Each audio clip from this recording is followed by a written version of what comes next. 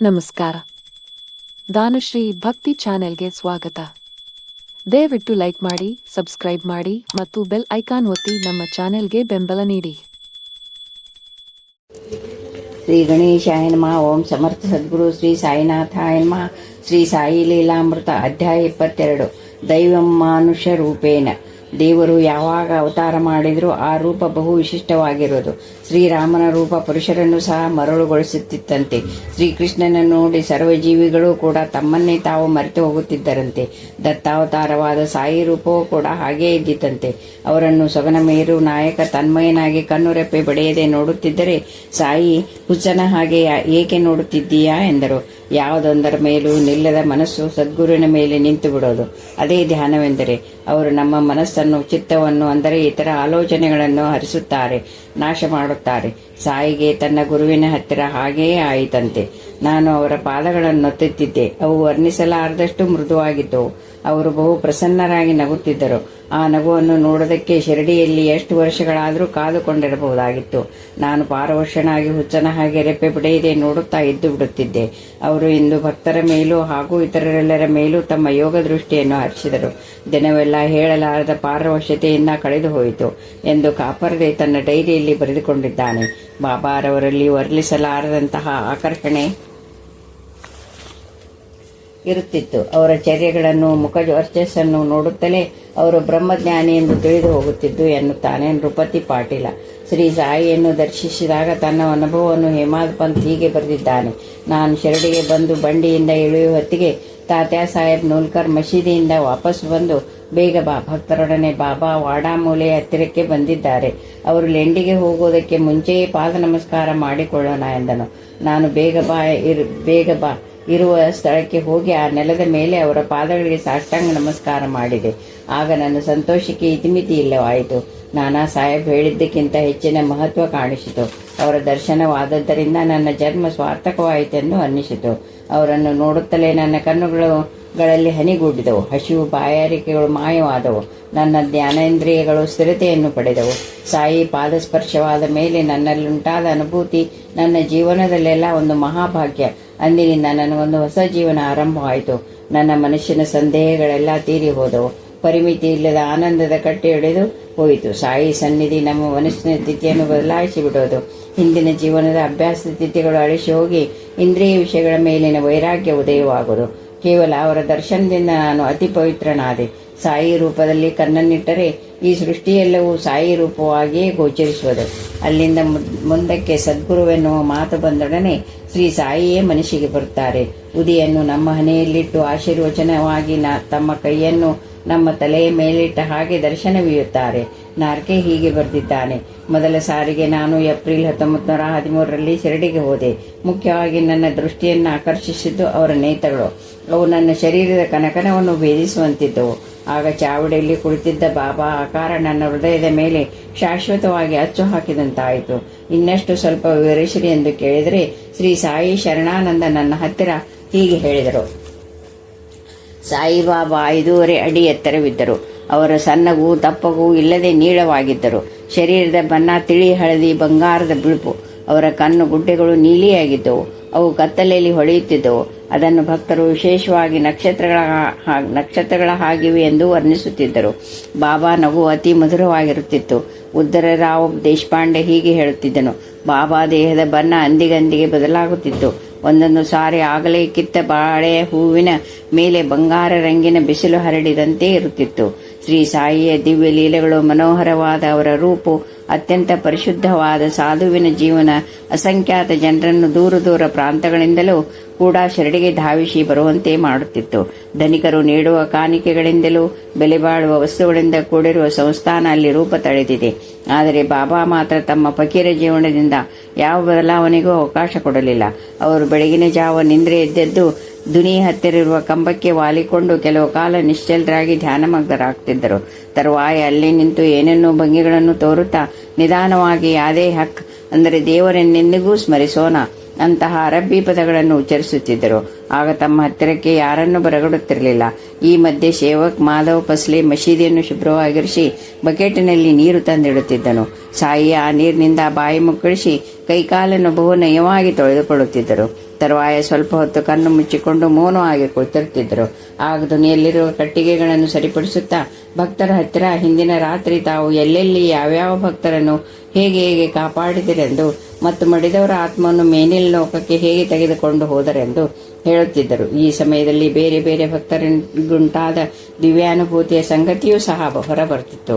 ಒಂದು ರಾತ್ರಿ ಬಲವಂತ ಎನ್ನುವ ಬಾಲಕನಿಗೆ ಕನಸಾಯಿತು.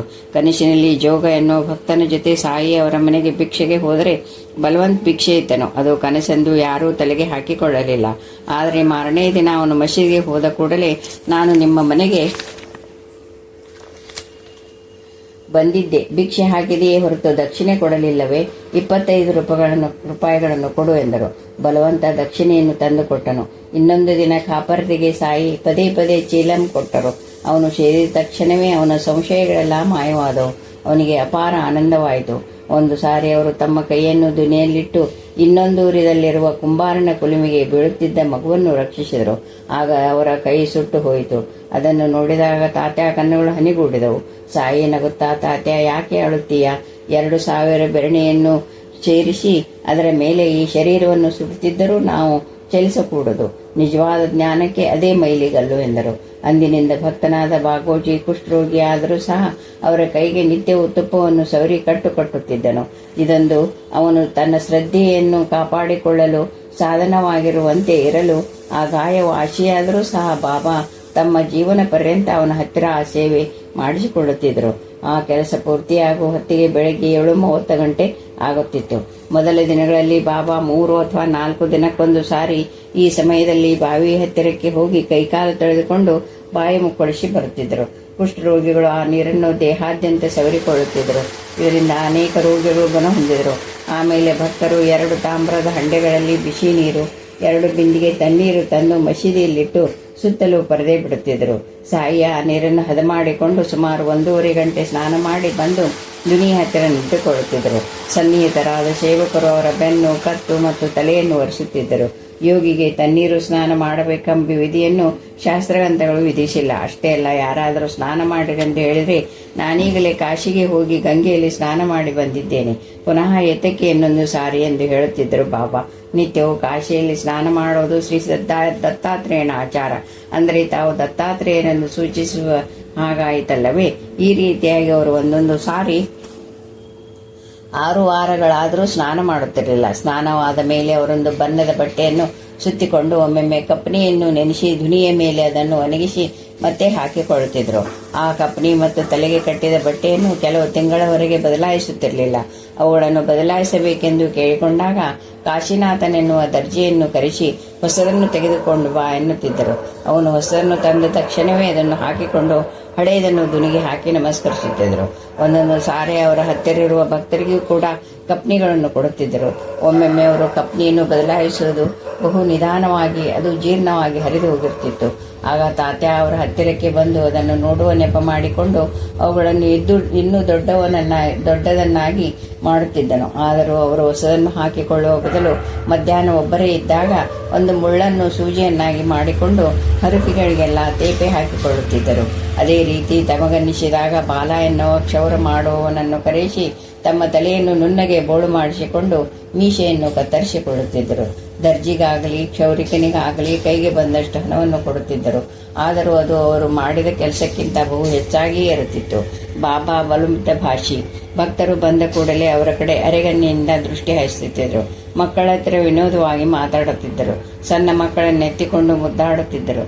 ಪಕ್ಕದ ಊರಿನಿಂದ ಬರುತ್ತಿದ್ದ ಪಿಲಾಜಿ ಗೌರವ್ ಒಂದು ಸಾರಿ ತನ್ನ 10 ವರ್ಷದ ಮಗ ತನ್ನ ಜೊತೆ ಬರುತ್ತೇನೆಂದು ಹಠ ಹಿಡಿದಾಗ ಅವನನ್ನು ಹೊಡೆದು ಮನೆಯಲ್ಲಿ ಬಿಟ್ಟು ಬಂದನು.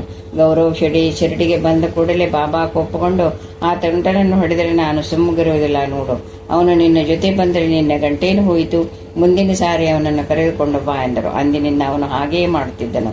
ಸುಮಾರು 9 ಗಂಟೆಯ ಹೊತ್ತಿಗೆ ಎಡದ ಭುಜಕ್ಕೆ ಮಡಕಿ ಮಡಿಸಿದ ಬಟ್ಟೆಯನ್ನು ಜೋಡಿಗೆಯಾಗಿ ಕಟ್ಟಿಕೊಂಡು ಬಲಗೈಯಲ್ಲಿ ತಗಡಿನ ಡಬ್ಬವನ್ನು ಹಿಡಿದುಕೊಂಡು ನಿತ್ಯವೂ 5 ಮನೆಗಳಲ್ಲಿ ಮಾತ್ರ ಭಿಕ್ಷೆಯನ್ನು ತೆಗೆದುಕೊಳ್ಳುತ್ತಿದ್ದರು. ದ್ರವ ಪದಾರ್ಥಗಳನ್ನು ಡಬ್ಬದಲ್ಲಿ, ರೊಟ್ಟಿಯಂತಹ ಘನ ಪದಾರ್ಥಗಳನ್ನು ಜೋಡಿಗೆಯಲ್ಲಿ ಹಾಕಿಸಿಕೊಳ್ಳುತ್ತಿದ್ದರು. ಈ 5 ಮನೆಗಳಲ್ಲಿ ಬಯ್ಯಾಜಿಬಾಯಿಯದು ಒಂದು. ಬಾಬಾ ಕೂಗಿದ ತಕ್ಷಣವೇ ಆ ಮಾತಿ ತನ್ನ ಕೆಲಸಗಳನ್ನೆಲ್ಲ ಬದಿಗಿಟ್ಟು ಅವರನ್ನು ಆಹ್ವಾನಿಸಿ ಅವರ ಎದುರಿಗೆ ಕುಳಿತುಕೊಳ್ಳುತ್ತಿದ್ದರು. ಆಗ 7-8 ವರ್ಷದ ಅವಳ ಮಗ ತಾತ್ಯ ಬಾಬಾ ಅವರ ಭುಜದ ಮೇಲೆ ಹತ್ತುವುದು, ತೊಡೆಯ ಮೇಲೆ ಹೊರಳಾಡುವುದು ವಾಡಿಕೆಯಾಗಿತ್ತು. ಹಾಗೆ ತನ್ನ ಮಗನನ್ನು ಅಟ್ಟಿಕೊಂಡರಾಗಲಿ, ಮುಖದಲ್ಲಿ ಯಾವ ವಿಧವಾದ ಬೇಜಾರು ಮುಜುಗರ ತೋರಿಸಿದರಾಗಲಿ ಬಾಬಾ ತಕ್ಷಣವೇ ಏಕಮ್ಮ ಅವನ ಮೇಲೆ ಕೋಪಿಸಿಕೊಳ್ಳುತ್ತೀಯ, ಮಗು ಇಷ್ಟ ಬಂದ ಹಾಗೆ ಆಡಲಿ ಬಿಡು ಎನ್ನುತ್ತಿದ್ದರು. ಹೀಗೆ ಭಿಕ್ಷೆ ತೆಗೆದುಕೊಂಡು ಮಸೀದಿಗೆ ಬಂದ ಕೂಡಲೇ ಬಾಬಾ ಒಂದು ರೊಟ್ಟಿ, ಸ್ವಲ್ಪ ಅನ್ನವನ್ನು ದುನಿಗೆ ಆಹುತಿಯಾಗಿ ಹಾಕಿ ಮಿಕ್ಕಿದ್ದೆಲ್ಲವನ್ನು ಒಂದು ಮಣ್ಣಿನ ಗುಡಾನದಲ್ಲಿ ಮುಚ್ಚದೆ ಇಡುತ್ತಿದ್ದರು. ಮೊದಲ ದಿನಗಳಲ್ಲಿ ನಾಯಿಗಳು, ಮಕ್ಕಳು, ಭಿಕ್ಷೆಗಾರರು, ಇತರ ಸೇವಕರುಗಳು ಅದರಿಂದ ತಮಗೆಷ್ಟು ಬೇಕೋ ಅಷ್ಟನ್ನು ತೆಗೆದುಕೊಳ್ಳುತ್ತಿದ್ದರು. ಬಾಬಾ ಯಾವ ಪ್ರಾಣಿಯನ್ನಾದರೂ ಅಸಹ್ಯ ಎಂದುಕೊಂಡು ಓಡಿಸುತ್ತಿರಲಿಲ್ಲ. ಕೊನೆಗೆ ಮಿಕ್ಕಿದ್ದೆಲ್ಲವನ್ನು ರುಚಿ ವಿಚಕ್ಷಣೆ ಎನ್ನದೇ ಒಂದಾಗಿ ಕಲಿಸಿ ಕೆಲವು ತುತ್ತುಗಳನ್ನು ತಿನ್ನುತ್ತಿದ್ದರು. ಹಿಂದೂ ಧರ್ಮದ ಪ್ರಕಾರ ಬಾಬಾ ನೈಷ್ಠಿಕ ಬ್ರಹ್ಮಚಾರಿ. ಅವರ ಗುರುಗಳಿರುವ ತನಕ ಅವರ ಜೊತೆಯೇ ಇದ್ದು ಸೇವೆ ಮಾಡುತ್ತಿದ್ದರು. ಅವರು ಪರಮ ಪದವ ನೈದ ಮೇಲೆ ಅವರ ಪ್ರತಿರೂಪವಾಗಿ ನಿತ್ಯಾಗ್ನಿಹೋತ್ರವನ್ನು ನಿರ್ವಹಿಸುತ್ತಿದ್ದರು ಎಂದು ಬಿಳಿ ಕೋರ ಬಟ್ಟೆಯನ್ನು ಧರಿಸುತ್ತಿದ್ದರು. ಲಿಂಡಿಗೆ ಹೋಗುವಾಗ ಬಿಟ್ಟು ಮತ್ತೆ ಯಾವಾಗಲೂ ಪಾದರಕ್ಷೆಗಳನ್ನು ಹಾಕಿಕೊಳ್ಳುತ್ತಿರಲಿಲ್ಲ. ಬೆಳಗ್ಗೆ ಹೊತ್ತು ಗೋಡೆ ಒರಗಿಕೊಳ್ಳದೆ ಒಂದಡಿ ದೂರದಲ್ಲಿ ಕುಳಿತುಕೊಳ್ಳುತ್ತಿದ್ದರು.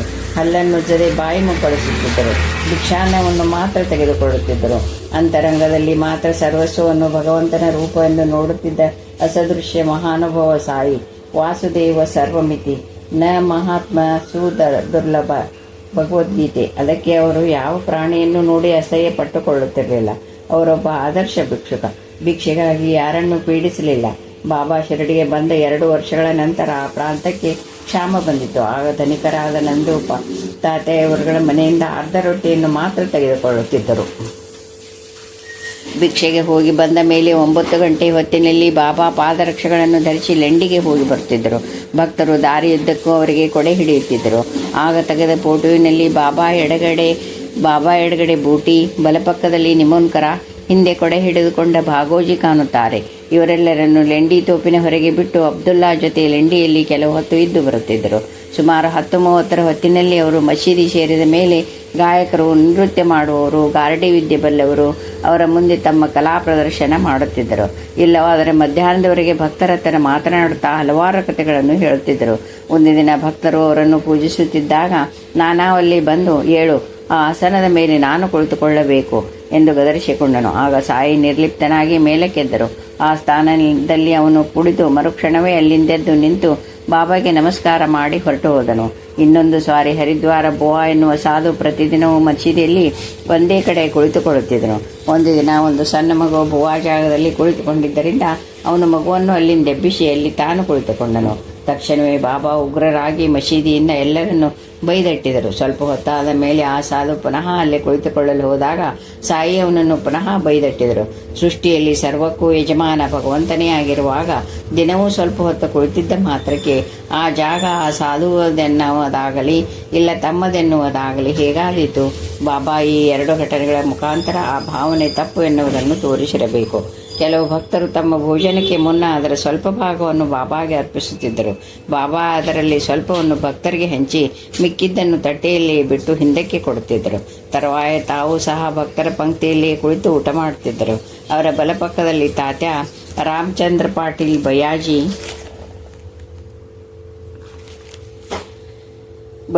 ಪಾಟೀಲ್, ಎಡಪಕ್ಕಕ್ಕೆ ಬಡೆ ಬಾಬಾ, ಶ್ಯಾಮ, ಬೂಟಿ, ಕಾಕಾ ದೀಕ್ಷಿತ್ ಕುಳಿತುಕೊಳ್ಳುತ್ತಿದ್ದರು.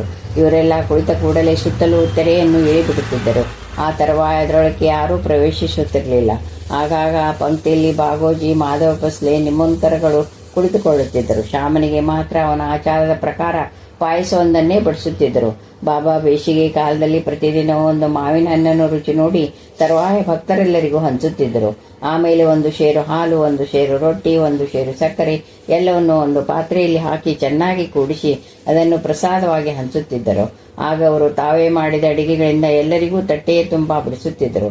ಭಕ್ತರು ಭೋಜನಕ್ಕೆ ತಮ್ಮ ಮಕ್ಕಳನ್ನು ಕರೆದುಕೊಂಡು ಬಂದಾಗ ಅವರುಗಳಿಗೆ ಇಷ್ಟವಾದದ್ದನ್ನು ಬಡಿಸಿ ಆಮೇಲೆ ಉಳಿದವರಿಗೆ ಬಡಿಸುತ್ತಿದ್ದರು. ಒಂದು ದಿನ ಎಲ್ಲರೂ ಊಟ ಮಾಡುತ್ತಿದ್ದಾಗ ಶಿಥಿಲವಾದ ಮಸೀದಿಯ ತಲೆಯಿಂದ ಪಟಪಟ ಶಬ್ದವಾಯಿತು. ತಕ್ಷಣವೇ ಸಾಯಿ ಕೈ ಎತ್ತಿ ತಡಿ ತಡಿ ಎಂದು ಆಜ್ಞಾಪಿಸಿದರು.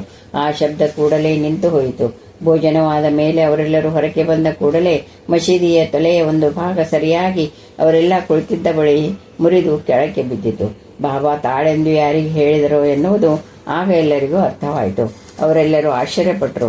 ಭೋಜನವಾದ ಮೇಲೆ ಸಗುನ ಮೇರು ನಾಯಕ ಮಸೀದಿಯನ್ನು ಶುಭ್ರಗೊಳಿಸಿ ಸಾಯಿ ತನ್ನ ಸ್ಥಾನದಲ್ಲಿ ಕುಳಿತುಕೊಂಡಾಗ ಅವರಿಗೆ ತಾಂಬೂಲವನ್ನು ಮತ್ತು 1-2 ಲೋಟ ನೀರನ್ನು 2 ರೂಪಾಯಿ ದಕ್ಷಿಣೆಯನ್ನು ಕೊಡುತ್ತಿದ್ದನು. ಆಗ ಸಾಯಿ ಸ್ವಲ್ಪ ಹೊತ್ತು ಏಕಾಂತದಲ್ಲಿ ಕಳೆಯುತ್ತಿದ್ದರು.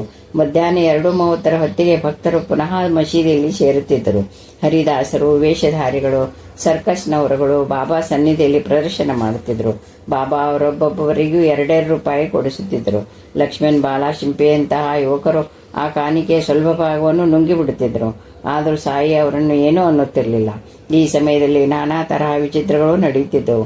ಉದಾಹರಣೆಗೆ ಜನವರಿ 1, 1912ರಂದು ಸಾಯಿ 3 ಕತೆ ಹೇಳಿದರು. 3ನೇ ಕತೆ ಪ್ರಾರಂಭಿಸಿದ ಕೂಡಲೇ ಒಬ್ಬ ಫಕೀರ ಬಂದು ಅವರ ಕಾಲನ್ನು ಹಿಡಿದನು. ಸಾಯಿ ಕೋಪದಿಂದ ಹಿಡಿದು ತಳ್ಳಿದರು. ಅವನು ಅವರ ಪಾದಗಳನ್ನು ಬಿಡದೆ ಹಿಡಿದುಕೊಂಡೇ ಇದ್ದನು. ತರುವಾಯ ಅವನು ಹೊರಕ್ಕೆ ಹೋಗಿ ಮಸೀದಿಯ ಮಗ್ಗಲು ಗೋಡೆ ಹತ್ತಿರ ನಿಂತುಕೊಂಡನು. ಆ ಕೋಪದಿಂದ ಸಾಯಿ ಆರತಿ ಸಾಮಾನುಗಳನ್ನು, ನೈವೇದ್ಯಗಳನ್ನು ಹೊರಗೆಸೆದು ರಾಮ ಆರತಿಯನ್ನು ಅವನನ್ನು ಪೂರ್ತಿಯಾಗಿ ಮೇಲಕ್ಕೆದ್ದರು. ಅವನಿಗೆ ಆಗ ಮೇಲಿನ ಲೋಕಕ್ಕೆ ಹೋದಂತೆ ಆನಂದವಾಯಿತಂತೆ. ಅನಂತರ ಭಾಗ್ಯೆಯನ್ನುವನನ್ನು ಇನ್ನೊಬ್ಬ ಯುವಕನನ್ನು ಹೊಡೆದರು. ಕಾಪರ್ದೆಯ ಮಗ ಬಲವಂತನನ್ನು ಪ್ರಮಾದದಿಂದ ರಕ್ಷಿಸಿದೆನೆಂದು ಹೇಳಿ ಆ ಫಕೀರ ಕಾಪರ್ದೆಯನ್ನು ಕೊಲ್ಲಬೇಕೆಂದು ಕೊಂಡಿದ್ದನು. ಆದರೆ ನಾನು ತಡೆದು ಬಿಟ್ಟೆ ಎಂದರು. ಆರತಿ ಸಮಯದಲ್ಲಿ ತಮ್ಮ ಸ್ಥಾನದಿಂದ ಎದ್ದು ಹೊರಕ್ಕೆ ಹೋಗಿ ಆರತಿ ಆದ ನಂತರ ಪುನಃ ಬಂದು ಕುಳಿತುಕೊಂಡರು. ಇಂತಹ ಆಗ್ರಹದ ಜೊತೆಗೆ ಬಾಬಾರಲ್ಲಿ ಭಕ್ತರ ಮೇಲೆ ಅತಿ ನಿರ್ಮಲವಾದ ಪ್ರೇಮ ಪ್ರಕಟವಾಗುತ್ತಿತ್ತು. ಆಗಾಗ ಅವರೇ ಹಣ್ಣುಗಳನ್ನು ಕೊಂಡುಕೊಂಡು ಹೋಳು ಮಾಡಿ ಭಕ್ತರಿಗೆ ಹಂಚುತ್ತಿದ್ದರು. ಬಾಳೆಹಣ್ಣನ್ನು ಸುಲಿದು ಹಣ್ಣನ್ನು ಭಕ್ತರಿಗಿತ್ತು ಸಿಪ್ಪೆಯನ್ನು ತಾವಿಟ್ಟುಕೊಳ್ಳುತ್ತಿದ್ದರು. ಮಾವಿನ ಹಣ್ಣನ್ನು ಬಲು ಚೆನ್ನಾಗಿ ಹಿಸುಕಿ ಭಕ್ತರಿಗೆ ಕೊಡುತ್ತಿದ್ದರು. ರಸವೆಲ್ಲವೂ ಪೂರ್ತಿಯಾಗಿ ಬಾಯಿಗೆ ಬರುವಂತೆಯೂ ಆಗ ಸಿಪ್ಪೆ ಮತ್ತು ವಾಟೆಯನ್ನು ಹೊರಕ್ಕೆ ಎಸೆಯಲು ಸುಲಭವಾಗಿರುತ್ತಿತ್ತು. ಸುಖ ಸೌಖ್ಯಗಳನ್ನು ಭಕ್ತರಿಗೆ ಕೊಟ್ಟು ಅವರ ದುಃಖವನ್ನು ತಾವು ಸ್ವೀಕರಿಸುತ್ತಿದ್ದರು. ಅವರ ಮಾಯೆಯನ್ನು ತೊಲಗಿಸಿ ಅವರಿಗೆ ಸುಲಭವಾಗಿ ದಿವ್ಯಾನುಭವವಾಗುವಂತೆ ಮಾಡುತ್ತೇನೆಂದು ಈ ಚರ್ಯೆಯಲ್ಲಿ ಅವರ ಭಾವವಿದ್ದಿರಬಹುದು. ಒಂದೊಂದು ಸಾರಿ ಅದೇನು ವಿಚಿತ್ರವೋ ಏನೋ, ಅವರು ಹೇಳಿದ ಕಥೆಯನ್ನು ಕೇಳಿದ ಭಕ್ತರೆಲ್ಲರೂ ಆ ಕಥೆಯನ್ನು ಪೂರ್ತಿಯಾಗಿ ಮರೆತು ಹೋಗುತ್ತಿದ್ದರು. ಒಂದು ದಿನ ಬಾಬಾ ಹಿಂದಿನ ಜನ್ಮದಲ್ಲಿ ತಾವು ಬಾಪು ಸಾಹೇಬ್ ಜೋಗ, ದಾದಾ ಕೇಲ್ಕರ್, ಶ್ಯಾಮ, ಕಾಪರ್ದೆ, ದೀಕ್ಷಿತ ಒಂದು ಸಣ್ಣ ಬೀದಿಯಲ್ಲಿ ತಮ್ಮ ಗುರುವಿನ ಜೊತೆ ಕೂಡಿದ್ದರೆಂದು, ಆದ್ದರಿಂದಲೇ ಈ ಜನ್ಮದಲ್ಲಿ ಪುನಃ ತಾವೆಲ್ಲರೂ ಸೇರಿರುವುದಾಗಿ ಹೇಳಿದರು. ಸಾಯಂಕಾಲ ಬಾಬಾ ಮಸೀದಿಯ ಪ್ರಾಂಗಣದಲ್ಲಿ ಸ್ವಲ್ಪ ಹೊತ್ತು ಅಡ್ಡಾಡಿ ಪಕ್ಕದ ಗೋಡೆಗೆ ಒರಗಿಕೊಂಡು ನಿಂತು ಬೀದಿಯಲ್ಲಿ ಹೋಗುವ ಜನರ ಹತ್ತಿರ ಏನೇನೋ ಮಾತಾಡುತ್ತಿದ್ದರು. ಉದಾಹರಣೆಗೆ 10 ಹಾವುಗಳು ಹರಿದು ಹೋದವು, ಆದರೇನು ಇನ್ನು ತುಂಬಾ ಬರುತ್ತವೆ. ಇಲ್ಲಿಗೆ ಜನ ಇರುವೆ ಹುತ್ತದ ಹಾಗೆ ಸೇರುತ್ತಾರೆ. ವ್ಯಾಪಾರದವರು, ಎಣ್ಣೆ ಮಾರುವವರು ನನ್ನನ್ನು ಅತಿಯಾಗಿ ಹಿಂಸಿಸುತ್ತಿದ್ದಾರೆ. ನಾನು ಇನ್ನು ಮೇಲೆ ಈ ಮಸೀದಿಯಲ್ಲಿರುವುದಿಲ್ಲ ಎಂದು ಹೇಳಿ ಒಂದೊಂದು ಸಾರಿ ಆಗಿಂದಾಗಲೇ ಅಲ್ಲಿಂದ ಹೊರಟು ಹೋಗುವುದಕ್ಕೆ ಸಿದ್ಧರಾಗುತ್ತಿದ್ದರು. ಆಗ ತಾತ ಹತ್ತಿರ ಬಂದು ನಾನು ಅವರನ್ನು ಶಿಕ್ಷಿಸುತ್ತೇನೆ, ಈಗ ಸಮಾಧಾನವಾಗಿದೆ ಎಂದು ಹೇಳಿ ಅವರನ್ನು ಶಾಂತಗೊಳಿಸುತ್ತಿದ್ದನು. ಸಾಯಂಕಾಲ 5 ಗಂಟೆಯ ಹೊತ್ತಿಗೆ ಬಾಬಾ ಪುನಃ ಲೆಂಡಿಗೆ ಹೋಗಿ ಬರುತ್ತಿದ್ದರು. ಆಗ ಪಿಲಾಜಿ ಗುರು ಮಸೀದಿಯ ಮುಂದೆ ಶಹನಾಯಿ ವಾದ್ಯವನ್ನು ಬಾರಿಸಿದ ಕೂಡಲೇ ಅವರು ಆವೇಶದಿಂದ ಅವನು ನನ್ನನ್ನು ಬೈಯುತ್ತಿದ್ದಾನೆ ಎಂದು ಅವನ ಮೇಲೆ ರೇಗಿ ಹೊಡೆಯುವುದಕ್ಕೆ ಹೋಗುತ್ತಿದ್ದರು. ಅವನು ಅವರ ಕೈಗೆ ಸಿಗದೆ ತಪ್ಪಿಸಿಕೊಂಡು ಪುನಃ ವಾದ್ಯವನ್ನು ಊದುತ್ತಿದ್ದನು. ತರುವಾಯ ಅವರು ಸ್ವಲ್ಪ ಕಾಲ ಚಾವಿಡಿ ಮಸೀದಿಗಳ ಮಧ್ಯೆ ಅಡ್ಡಾಡುತ್ತಿದ್ದರು. ಸಾಯಂಕಾಲ 6 ಗಂಟೆಗೆ ಆರತಿ ಆಗುತ್ತಿತ್ತು. ಆಗ ಸ್ವಲ್ಪ ಹೊತ್ತು ಸತ್ಕಾಲಕ್ಷೇಪ ಜರುಗುತ್ತಿತ್ತು. ಬೂಟಿ 1914ರಲ್ಲಿ ಪ್ರಖ್ಯಾತ ಗಾಯನ್ ಖಾನ್ ಸಾಹೇಬನ ಗಾನ್ ಕಚೇರಿಯನ್ನು ಏರ್ಪಾಡು ಮಾಡಿದನು. ಜನರೆಲ್ಲ ಮಸೀದಿ ಮುಂದೆ ಸಮಾವೇಶಗೊಂಡಾಗ ಆ ಗಾಯಕನನ್ನು ಮರಾಠಿಯಲ್ಲಿ ಗಾನ ಮಾಡೆಂದು ಹೇಳಿದರು. ಬಾಬಾ ಆತ ಅವರಿಗೆ ನಮಸ್ಕಾರ ಮಾಡಿ ತುಕಾರಾಮ್ ಹೇಳಿರುವ ಹೇ ಬೀದಾಗ್ ದೇಗಾ ದೇವಾ ದೇವಾ ಒಂದು ಮನವಿಯನ್ನು ಕೇಳುವೆಯಾ ಎನ್ನುವ ಹಾಡನ್ನು ಅತಿ ಮಧುರವಾಗಿ ಹಾಡಿದನು. ಸಾಯಿ ಮಂತ್ರ ಮುಗ್ಧರಾದವರಂತೆ ಕಣ್ಣು ಮುಚ್ಚಿಕೊಂಡು ಶ್ರದ್ಧೆಯಿಂದ ಕೇಳಿ ಎಷ್ಟು ಚೆನ್ನಾಗಿ ಹಾಡಿದೆ, ಪ್ರಸಾದಿಸುವಕ್ಕಾಗದಿರುವುದನ್ನೇ ಕೇಳಿಕೊಂಡಿದ್ದಾನೆ ಎಂದರು. ಆ ತರುವಾಯ ಬಾಬಾ ಅಂದಂದು ಭಕ್ತರು ಸಮರ್ಪಿಸಿದ ದಕ್ಷಿಣೆಯನ್ನೆಲ್ಲ ಎಲ್ಲರಿಗೂ ಹಂಚಿಬಿಡುತ್ತಿದ್ದರು. ಅವರ ಲೆಕ್ಕ ಹಾಕದೆ ಜೇಬಿಗೆ ಕೈ ಹಾಕಿ ಎಷ್ಟು ಬಂದರೆ ಅಷ್ಟು ಕೊಟ್ಟು ಬಿಡುತ್ತಿದ್ದರು. ಆದರೂ ಪ್ರತಿಯೊಬ್ಬನಿಗೂ ಯಾವಾಗಲೂ ಒಂದೇ ಮೊತ್ತದ ಹಣ ಸಿಗುತ್ತಿತ್ತು. ಹೀಗೆ ನಿತ್ಯವೂ ಬಡೇ ಬಾಬಾನಿಗೆ 50 ರೂಪಾಯಿಗಳು, ತಾತಾಗೆ 35 ರೂಪಾಯಿಗಳಿಂದ ಹಿಡಿದು ಬಾಗೋಜಿಗೆ 4 ರೂಪಾಯಿಗಳವರೆಗೂ ವಿತರಣೆಯಾಗುತ್ತಿತ್ತು. ಹೊಸಬರಿಗೆ ಎಷ್ಟು ಅವಶ್ಯಕತೆ ಇರುವುದೋ ಅಷ್ಟು ಮಾತ್ರ ಸಿಗುತ್ತಿತ್ತು. ಬಾಬಾ ಶ್ರೀರಾಮನವಮಿಯಂತಹ ಉತ್ಸವಗಳಲ್ಲಿ ದಾದಾ ಕೇಲ್ಕರ್ನಿಗೆ ಬಡೈ ಬಾಬನಿಗೆ 2 ನೋಟಿನ ಕಂತೆಗಳನ್ನು ಕೊಟ್ಟು ಬಡಬಗ್ಗರಿಗೆ ಹಂಚೆಂದು ಆಜ್ಞಾಪಿಸಿದರು. ಅವರು ದಿನವೂ ಹಂಚುತ್ತಿದ್ದ ದಕ್ಷಿಣೆಯ ಮೊತ್ತ ಸುಮಾರು 500 ರೂಪಾಯಿಗಳವರೆಗಿದ್ದುದರಿಂದ ಬ್ರಿಟಿಷ್ ಪ್ರಭುತ್ವ ತೆರಿಗೆ ವಿಧಿಸಬೇಕೆಂದುಕೊಂಡಿತಂತೆ. ಈ ಲೆಕ್ಕವನ್ನು ಸರಿಯಾಗಿ ಹಾಕುವುದಕ್ಕೆ ಹಿಂದೂಗಳನ್ನು ಅಥವಾ ಮುಸಲ್ಮಾನರನ್ನು ನೇಮಿಸಿದಲ್ಲಿ ಅವರು ಪಕ್ಷಪಾತ ತೋರಬಹುದೆಂದು ಚಕ್ರನಾರಾಯಣ ಎನ್ನುವ ಕ್ರೈಸ್ತನನ್ನು ನೇಮಿಸಿತು ಬ್ರಿಟಿಷ್ ಸರ್ಕಾರ. ಬಾಬಾ ಅವರ ವೈರಾಗ್ಯವನ್ನು ಕಂಡ ಅವನು ತಾನೇ ಭಕ್ತನಾದನು. ಹೀಗೆ ತನಗಿರುವುದನ್ನೆಲ್ಲ ಸರ್ವರಿಗೂ ಹಂಚಿ ಜನರ ಪ್ರೇಮದ ಮೇಲೆಯೇ ಜೀವಿಸುತ್ತಾ ಭಿಕ್ಷುವಾಗಿ ಮಾತ್ರ ಇರಬಲ್ಲವನು ನಿಜವಾಗಿಯೂ ಭಗವಂತನೇ, ತ್ರಿಮೂರ್ತಿ ಸ್ವರೂಪನಾದ ದತ್ತಾತ್ರೇಯನೇ. ಅವನು ಕೃತವೀರ್ಯನ ಮಗನಾದ ಅರ್ಜುನನಿಗೆ ಸಾಮ್ರಾಜ್ಯವನ್ನಿತ್ತು ತಾನು ಸಾಧುವಾಗಿ ಬಿಟ್ಟನು. ದತ್ತನ ಒಂದು ಅವತಾರವಾದ ಶ್ರೀ ನರಸಿಂಹ ಸರಸ್ವತಿಯೂ ಕೂಡ ಒಬ್ಬ ರಜಕನಿಗೆ ಬರುವ ಜನ್ಮದಲ್ಲಿ ರಾಜ್ಯವನ್ನು ಕೊಟ್ಟು ತಾವು ಯತಿಯಾಗಿ ಉಳಿದರು. ಮೂರನೆಯ ದತ್ತಾವತಾರವಾದ ಮಾಣಿಕ್ಯ ಪ್ರಭುಗಳು ದೊಡ್ಡ ಪ್ರಮಾಣದಲ್ಲಿ ದಾನ ಧರ್ಮಗಳನ್ನು ಮಾಡಿದರೂ ಫಕೀರನ ಹಾಗೆ ಜೀವಿಸಿದರು. 4ನೆಯ ದತ್ತಾವತಾರದ ಅಕ್ಕಲಕೋಟೆ ಸ್ವಾಮಿಗಳ ಪಾದಸೇವೆ ಮಾಡಲು ಅಂದಿನ ರಾಜಗಳು ಪೈಪೋಟಿ ಮಾಡುತ್ತಿದ್ದರೆ ಅವರು ಮಾತ್ರ ಒಂದು ಮಠದಲ್ಲಿ ಅವಧೂತನ ಹಾಗೆ ಜೀವಿಸಿದರು. ಶ್ರೀ ಸಾಯಿಯು ಕೂಡ ಇಂತಹ ಮಹಾರಾಜರ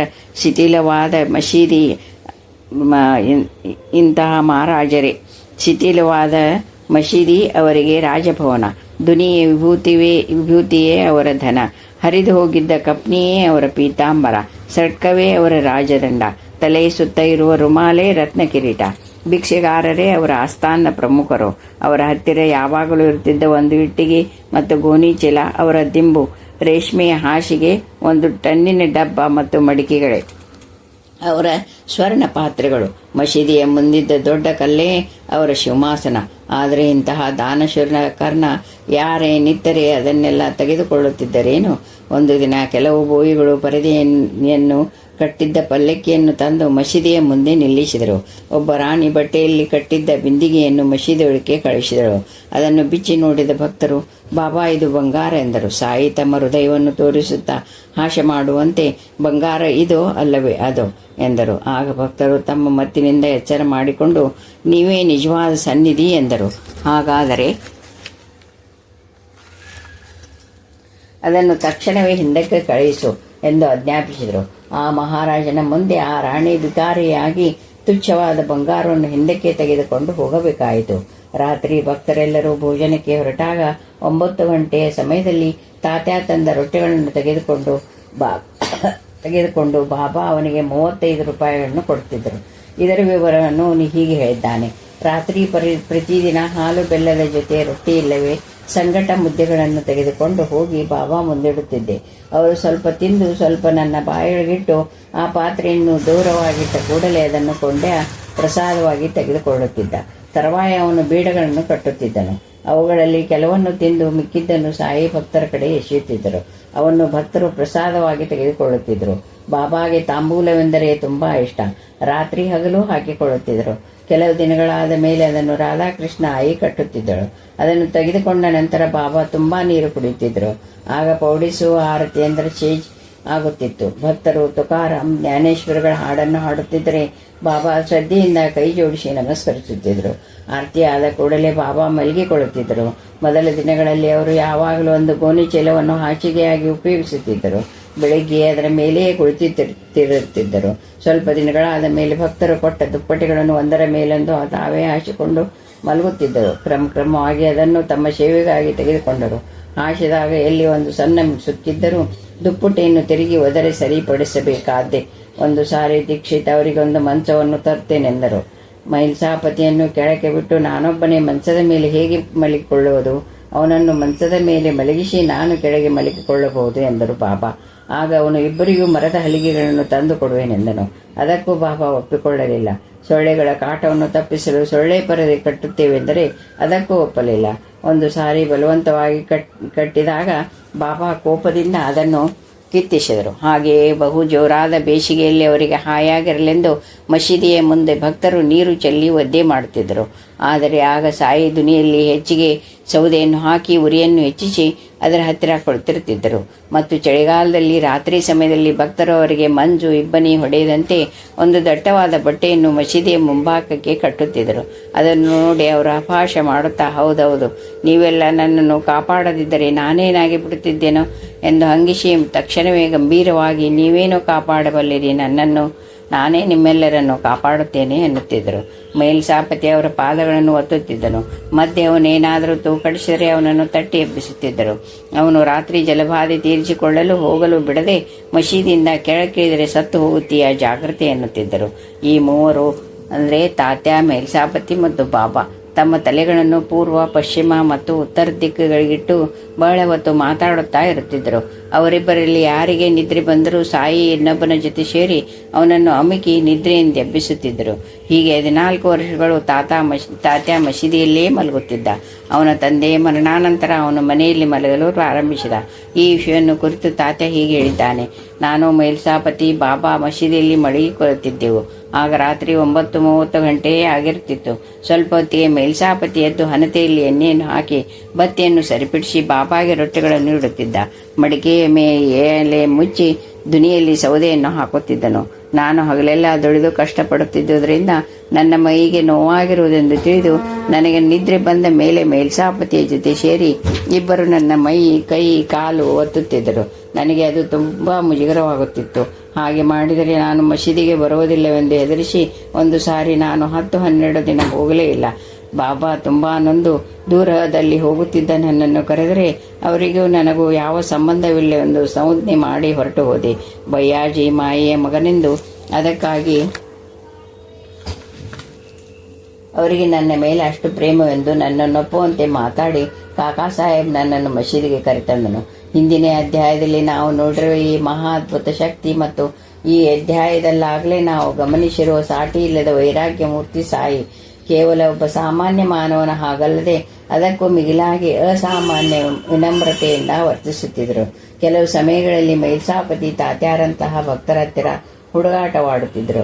ತಾತ್ಯ ತಲೆ ವಸ್ತ್ರವನ್ನು ಮುಚ್ಚಿಟ್ಟು ಅವನು ಅದನ್ನು ಹುಡುಕಾಡುವ ರೀತಿಯಲ್ಲಿ ನಟಿಸಿ ನೋಡಿ ವಿನೋದ ಪಡುತ್ತಿದ್ದರು.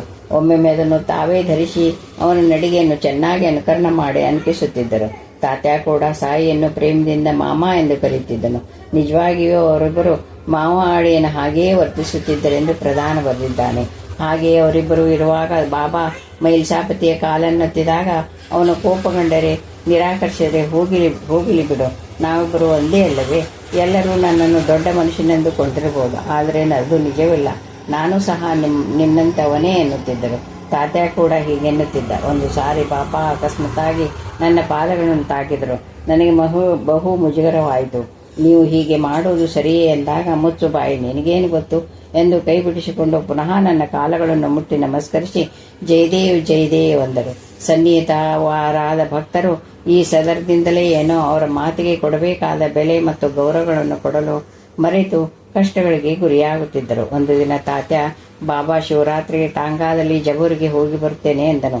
ಬಾಬಾ, ಅದಕ್ಕೇಕಿಷ್ಟು ಕಷ್ಟ ಎಂದರೆ ಅವನು, ನೀವು ಯಾವಾಗಲೂ ಹೀಗೆ ಎಲ್ಲಕ್ಕೂ ಅಡ್ಡ ಬರುತ್ತೀರಾ ಎಂದನು. ಸಾಯಿ ಬೇಜಾರಾಗಿ, ಸರಿ ಹಾಗಾದರೆ ಹೋಗು ಎಂದರು. ಅವನು ಹೋದ ಕೆಲವೇ ನಿಮಿಷಗಳಲ್ಲಿ ಟಾಂಗಾ ತಲೆ ಕೆಳ ಮೇಲಾಯಿತು. ಅವನು ತರಚಿದ ಮೈಯನ್ನು ಸವರಿಕೊಳ್ಳುತ್ತಾ ಮಸೀದಿಗೆ ಬಂದ ಕೂಡಲೇ ಅವನನ್ನು ನೋಡಿ ನಗುತ್ತಾ ಹೇಳಿದರೆ, ಬುದ್ಧಿ ಬೇಡವೇ ನಿನಗೆ? ಹಾಗಾದರೆ ನನ್ನನ್ಯಾಕೆ ಕೇಳಿದೆ? ಬೇಡವಂದ ಮೇಲೆ ಹೋಗೋದಾದರೂ ಏತಕ್ಕೆ ಎಂದರು. ಹಾಗೆಯೇ ಬಾಲಾಬಾಟಿಯ ಮಗಳು ಸಾಯಿಬಾಬಾ ಅವಳಿಗಾಗಿ ಕಾಕಾ ದೀಕ್ಷಿತನಿಂದ ಒಳ್ಳೆಯ ಸಂಬಂಧವನ್ನು ತಂದರು. ಬಾಬಾ ಹತ್ತಿರ ಹೇಳಿದ ಕೂಡಲೇ ಅವರು, ಅದಕ್ಕಿಂತ ಆ ಹುಡುಗಿಯನ್ನು ಅಪ್ಪ ಎನ್ನುವ ಅಡಿಗೆವನಿಗೆ ಕೊಡುವುದು ಉತ್ತಮ ಎಂದರು. ಸಮಯವನ್ನು ನೋಡಿಕೊಂಡು ಆತ ಪುನಃ ಪ್ರಸ್ತಾಪ ಎತ್ತಿದಾಗ ಅವರು ಬೇಜಾರಿನಿಂದ, ಅವನಿಗೆ ಕೊಟ್ಟು ಮಾಡು ಹೋಗು, ನಿನ್ನ ಹಣೆ ಬರಹ, ಅವನಿಗೆ ಕೊಟ್ಟು ಸಾಯಿ ಹೋಗು ಎಂದರು. ಮದುವೆಯಾದ 6 ತಿಂಗಳಲ್ಲಿ ಆ ಯುವಕ ತೀರಿ ಹೋದನ. ಆ ಸುದ್ದಿ ಕೇಳಿದ ತಕ್ಷಣ ಭಕ್ತರ ಹತ್ತಿರ ಬಾಬಾ, ಪ್ರತಿಯೊಬ್ಬನೂ ಬಾಬಾ ನಿಮಗೆ ತಿಳಿಯದ್ದೇನಿದೆ ಎನ್ನುತ್ತಾರೆ ಹೊರತು ಹೇಳಿದಾಗ ಕೇಳಿ ಸಾಯುವವರು ಯಾರೂ ಇಲ್ಲ ಎಂದರು. ಎಷ್ಟು ಸಾರಿ ಅವರ ಚರಿತ್ರೆಯನ್ನು ಓದಿದರೂ ನಾವು ಮಾಡುವುದು ತಾನೇ ಏನು? ಬಾಬಾ ನುಡಿಯ ವೈಖರಿಯಲ್ಲಿ ವೇದಾಂತ ಚಮತ್ಕಾರಗಳು ಮೇಳೇರಿಸಿರುತ್ತಿದ್ದವು. ಒಬ್ಬ ಗೃಹಿಣಿ ತನ್ನ ಗಂಡ ಮನೆಯನ್ನು ಬಿಟ್ಟು ಹೋಗಿ 3 ವರ್ಷಗಳಾಗಿವೆ ಎಂದು ಕಣ್ಣೀರು ಸುರಿಸುತ್ತಾ ಹೇಳಿಕೊಂಡಳು. ಅದಕ್ಕವರು, ನನ್ನ ಗಂಡ ನನ್ನ ಹತ್ತಿರವಿದ್ದಾಗಲೂ ಯಾವಾಗಲೂ ಸಹ ಒಂದು ಸಾರಿಯಾದರೂ ಮಾತನಾಡುವುದಿಲ್ಲ, ಮುಖವನ್ನು ಸಹ ತೋರಿಸುವುದಿಲ್ಲ, ನಾನೇನು ಮಾಡೋದು ಎಂದು ತುಂಬಾ ಹೊತ್ತು ದುಃಖಿಸಿದರು. ಆಕೆಗೆ ಆಶ್ಚರ್ಯವಾಯಿತೇ ಹೊರತು ಏನೂ ಅರ್ಥವಾಗಲಿಲ್ಲ. ಕೆಲವು ಕಾಲಕ್ಕೆ ಆಕೆಯ ಗಂಡ ವಾಪಸ್ಸು ಬಂದನಾದರೂ ಆಕೆ ಹತ್ತಿರ ಮಾತನಾಡಲಿಲ್ಲ, ಆಕೆಯ ಮುಖವನ್ನು ನೋಡಲಿಲ್ಲ. ಆ ಬಾಧೆಗೆ ಆಕೆ ತನ್ನ ಗಂಡ ಮನೆ ಬಿಟ್ಟು ಹೋದದ್ದೇ ವಾಸಿಯಾಗಿತ್ತು ಎಂದುಕೊಂಡಳು. ಆಮೇಲೆ ಆತ ಪ್ರತಿಯೊಂದು ಸಣ್ಣ ಸಣ್ಣ ಮಾತಿಗೂ ಆಕೆಯನ್ನು ಬೈಯುತ್ತಾ ಹೊಡೆಯುತ್ತಾ ಇರ್ತಿದ್ದ. ಆಗ ಅವಳು, ಆತ ಮೌನವಾಗಿದ್ದ ದಿನಗಳೇ ಚೆನ್ನಾಗಿತ್ತಲ್ಲವೇ ಎಂದು ಅಂದುಕೊಂಡಳು. ಕೆಲವು ಕಾಲವಾದ ಮೇಲೆ ಅವನು ಮರಣ ಹೊಂದಿದನು. ಆ ತರುವಾಯ ಆಕೆ ವೇದಾಂತ ಶ್ರವಣ ಮಾಡುತ್ತಿದ್ದಾಗ ಬಾಬಾ ಮಾತುಗಳ ಅರ್ಥ ಹೊಳೆಯಿತು. ಪರಮಾತ್ಮನೇ ನಿಜವಾದ ಗಂಡ, ಎಂದಿಗೂ ಜೊತೆಯಲ್ಲಿದ್ದರೂ ಕಾಣಿಸುವುದಿಲ್ಲ, ಮಾತನಾಡುವುದಿಲ್ಲ. ಮಾನವರು ನಿಜವಾಗಿಯೂ ಪಾಡು ಪಡಬೇಕಾದದ್ದು ಅವನಿಗೊಬ್ಬನಿಗೋಸ್ಕರವೇ. ಜಯ ಜಯ ಸಾಯಿನಾಥ ನಮಃ. ಜೈ ಸಾಯಿನಾಥ್ ಮಹಾರಾಜ್ ಕಿ ಜೈ.